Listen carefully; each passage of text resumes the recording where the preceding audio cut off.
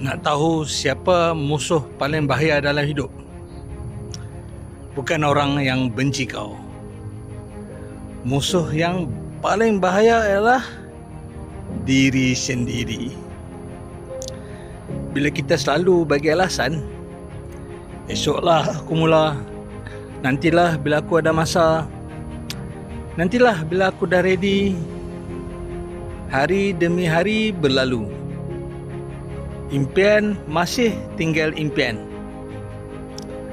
Hakikatnya, bukan orang lain yang menghalang kita.